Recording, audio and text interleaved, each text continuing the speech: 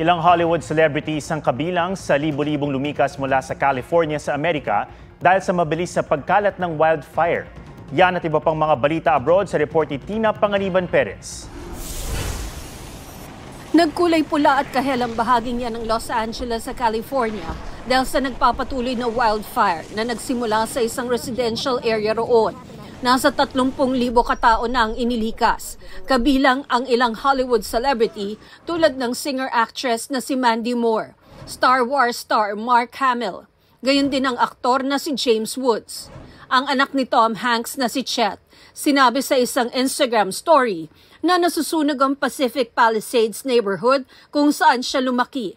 Kasama naman ang ina ni Golden State Warriors head coach Steve Kerr sa mga taga-Pacific Palisades na lumikas. Puspusan ng pag-apula ng mga bumbero, lalo't mabilis na kumalat ang apoy dahil sa malakas na hangin.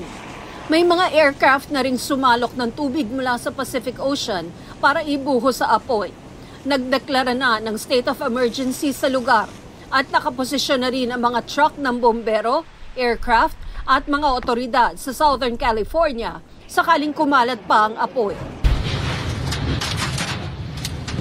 Nilipad at binalibag ng malakas na hangin ang mga luggage container na yan sa Jeddah, Saudi Arabia. Nangyari yan sa isang airport sa gitna ng malalakas na ulan at thunderstorms doon. Pare, hold. Pare, hold. All parking here in Gate 12, all car is accidentally touched by all containers. Kasama sa mga napuruhan ng masamang panahon ng Mecca na itunuturing ng mga Muslim na holiest city. Nagmistulang ilog ang mga kalsada dahil sa baha. Lumubog sa tubig ang mga sasakyan. Nagpadala na ng rescue teams para tulungan ang mga stranded na residente. Tina Panganiban-Perez, nagbabalita para sa GMA Integrated News.